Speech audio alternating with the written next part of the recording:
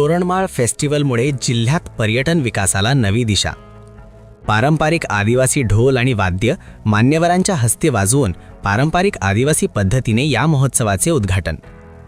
Toranmal festival हे नंदुरबारसारख्या आदिवासी बहुल जिल्ह्याच्या पर्यटनाचे प्रतीक असून प्रशासनाने या महोत्सवाच्या माध्यमातून पहिले तोरण बांधले आहे। आगामी काळात तोरणमाळ फेस्टिवल अधिक भव्यदिव्य करण्यासाठी प्रयत्नशील राहणार असल्याच्या प्रतिक्रिया मान्यवरांनी तोरणमाळ फेस्टिवल उद्घाटनाच्या प्रसंगी व्यक्त केल्या। जिल्ह्यातील पहिल्या 3 दिवसीय तोरणमाळ फेस्टिवलचे उद्घाटन आमदार आमशा पाडवी यांच्या हस्ते झाले।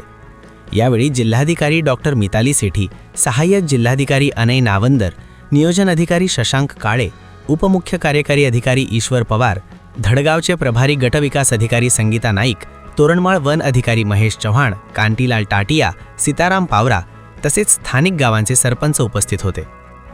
यावेळी आमदार आमशा पाडवी, जिल्हाधिकारी डॉक्टर मिताली सेठी यांनी मनोगत व्यक्त केले।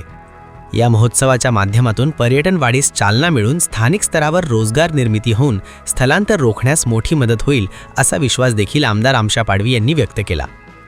तोरणमाळचा यशवंत तलाव हा शेकडो लोकांना उपजीविका देणारा असून या तलावातील गाळा देखील उपसण्याची गरज त्यांनी व्यक्त केली। विशेष म्हणजे पारंपरिक आदिवासी ढोल आणि वाद्य मान्यवरांच्या हस्ते वाजवून पारंपरिक आदिवासी पद्धतीने या महोत्सवाचे उद्घाटन करण्यात आले। यावेळी स्थानिक आदिवासी कलाकारांनी आपापल्या भागातील आदिवासी नृत्याविष्कार सादर करत उपस्थितांची वाहवा मिळवली। या महोत्सवात स्थानिक महिला बचत गटांसह जिल्ह्यातील महिला बचत गटांना त्यांनी उत्पादित केलेल्या वस्तूंच्या विक्रीसाठी स्टॉल उपलब्ध करून देण्यात आले आहेत।